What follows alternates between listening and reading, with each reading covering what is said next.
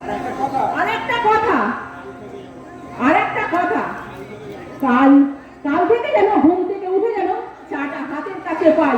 রোজ রোজ চায়ের জন্য এবার আমাকে হাপিস ঘুরতে আমার ভালো লাগে না।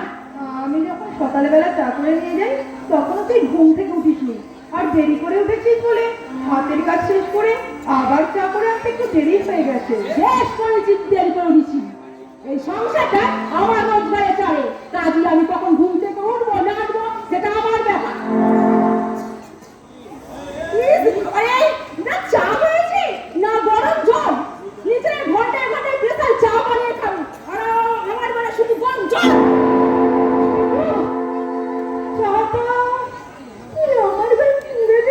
মুখে যে ছুঁড়ে দিলি তোমার ভাগ্য ভালো।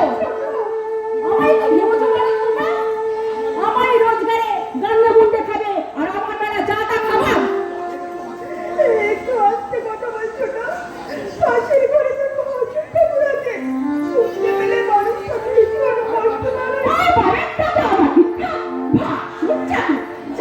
কুকুরের যোগ্যতা নেই, সে আবার ঠাকুর।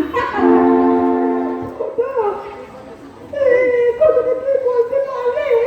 কেন পারবো না? তার লজ্জা করে না? নিজের এত বড় সংসারটা আমার কাঁধের ওপর চাপিয়ে দেয় নিশ্চিন্তে হাতে ভয়ে ঢুকে বসে থাকতে। পরে আর ভীষণ ভয়ঙ্কর লাগছে মনে, আর সেই লজ্জা মনে মনে সে ঘর থেকে বেরোতে চায় না রে।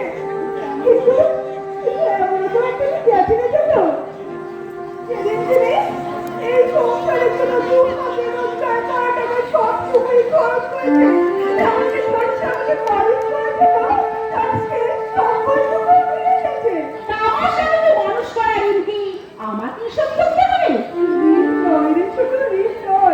সেটা ছিল তার ছোট ভাইয়ের প্রতি বড় ভাইয়ের কর্তব্য।